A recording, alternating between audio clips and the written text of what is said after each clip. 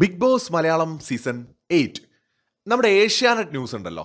ഏഷ്യാനെറ്റ് ന്യൂസിനകത്തൊരു വാർത്ത ഞാൻ ഇന്നാണ് കേട്ടോ കണ്ടത്. ഒരു ഭയങ്കര രസകരമായ ബിഗ് ബോസുമായി ബന്ധപ്പെട്ടൊരു വാർത്തയാണ്. ആ വാർത്തയ്ക്കകത്ത് ഈ ബിഗ് ബോസിന്റെ അഗ്നിപരീക്ഷ ഉണ്ടല്ലോ, അഗ്നിപരീക്ഷയിൽ ആരൊക്കെ ആയിരിക്കും എത്താൻ പോകുന്നത് എന്നതിനെക്കുറിച്ച് അവർ പറയുന്നുണ്ട്. അതായത് രഞ്ജിനി ഹരിദാസ്, റിയ സലീം, അഖിൽ മാരാർ, ഈ 3 പേരുമാണ് അഗ്നിപരീക്ഷയിൽ പങ്കെടുക്കുന്നവരെ വെള്ളം കുടിപ്പിക്കാനായിട്ട് എത്തുന്ന ജഡ്ജസ് എന്നാണ് ഏഷ്യാനെറ്റ് ന്യൂസിന്റെ റിപ്പോർട്ടിൽ വന്നിരിക്കുന്നത്. ഞാൻ ബിഗ് ബോസിന്റെ ഏതെങ്കിലും ഒരു ഭയങ്കര സീക്രട്ട് ആയിട്ടുള്ള ഒരു വാർത്ത എടുത്ത് പൊട്ടിക്കുന്നതൊന്നുമല്ല. ഞാൻ അതുകൊണ്ടാണ് ആദ്യമേ ഏഷ്യാനെറ്റ് ന്യൂസിനെ ഇവിടെ ചൂണ്ടിക്കാണിച്ചത്. ഏഷ്യാനെറ്റ് ന്യൂസിൽ ഓൾറെഡി ഇത് രാവിലെ തന്നെ വാർത്ത വന്നിട്ടുണ്ട്. എനിക്ക് തോന്നുന്നു ഓൾറെഡി നിങ്ങളിൽ പലരും അറിഞ്ഞു കാണും. അപ്പോൾ ആ സ്ഥിതിക്ക് തീർച്ചയായിട്ടും അറിയാത്തവരെ കൂടി അറിയിക്കാം എന്നുള്ള ലക്ഷ്യത്തോടെയാണ് വന്നിരിക്കുന്നത്. സോ നമ്മുടെ രഞ്ജിനി ഹരിദാസും റിയ സലീമും അഖിൽ മാരാറുമാണ് ഇതിൽ ജഡ്ജസ് ആയിട്ട് വരുന്നത് എന്നാണ് മനസ്സിലാവുന്നത്. അഖിൽ 2 ദിവസം മുമ്പേ ഇട്ടൊരു മാധ്യമങ്ങൾക്ക് കൊടുത്തൊരു വീഡിയോയ്ക്കകത്ത് അഖിൽ തന്നെ പറയുന്നുണ്ട് ഏഷ്യാനെറ്റിന്റെ എന്തോ ഒരു പ്രോഗ്രാമിൽ വരുന്നുണ്ടെന്ന്. പിന്നെ ആ കോട്ടൊക്കെ ഇട്ട അഖിലിനെ നമ്മൾ മുമ്പും ബിഗ് ബോസിൽ കണ്ടിട്ടുള്ളത് കൊണ്ട് അത്രയും പൊക്കമൊക്കെ ഉള്ള ആൾ വളരെ കുറവാണ് ബിഗ് ബോസിനകത്ത്. നമുക്ക് ഗസ് ചെയ്യാം. അങ്ങനെ നമ്മൾ ഗസ് അടിച്ചതാണ് നേരത്തെ തന്നെ. രഞ്ജിനി ഹരിദാസ് ഇപ്പോൾ ലൈം ലൈറ്റിൽ നിൽക്കുകയാണല്ലോ, ഭയങ്കര ആക്റ്റീവായിട്ട് നിൽക്കുകയാണ്. ചെറിയ സംശയമൊക്കെ തോന്നിയിരുന്നു, എന്തായാലും ഉണ്ടെന്നാണ് ഏഷ്യാനെറ്റ് ന്യൂസിൽ പറയുന്നത്. റിയാസ് പിന്നെ ബിഗ് ബോസിന്റെ ഏത് പരിപാടിയിലും കമ്പൽസറി ആയിട്ട് വരുന്ന ആളാണ്. പണ്ട് ഈ മലയാള സിനിമ ഏതെടുത്താലും ജഗതി ശ്രീകുമാർ മസ്റ്റ് കാണുന്ന ഒരു ആക്ടർ എന്ന് പറയുന്ന പോലെയാണ് ബിഗ് ബോസിനെ സംബന്ധിച്ച് റിയാസ് സലീം.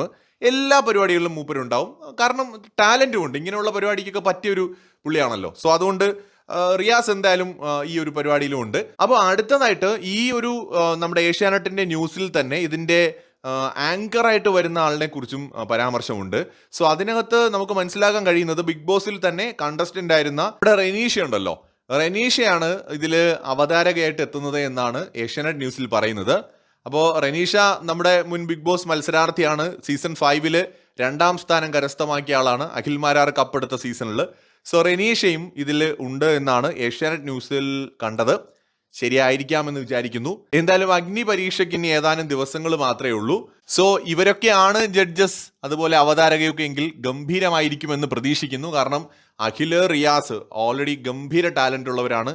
രഞ്ജിനി ഹരിദാസിനെ പിന്നെ പ്രത്യേകം പരിചയപ്പെടുത്തേണ്ട, വളരെ ടാലന്റഡ് ആയിട്ടുള്ള ഒരാളാണ്. സോ ഇവർ 3 പേരും ജഡ്ജസ് ആയിട്ട് വരുമ്പോൾ സ്വാഭാവികമായിട്ട് ശരിക്കും വെള്ളം കുടിക്കും എന്നാണ് എനിക്ക് തോന്നുന്നത്. കോമണേഴ്സ് ആയിട്ട് വരുന്നവർ, ഇതിൽ നിന്ന് മത്സരിക്കുന്നവരിൽ നിന്ന് ആരൊക്കെയാണ് ഫൈനൽ നമ്മുടെ സീസൺ 8 കണ്ടസ്റ്റൻസ് ആയിട്ട് വരുന്നത് എന്നുള്ളതും ഭയങ്കര ഇൻട്രസ്റ്റിംഗ് ആണ്, അറിയാനായിട്ട് കാത്തിരിക്കുകയാണ്.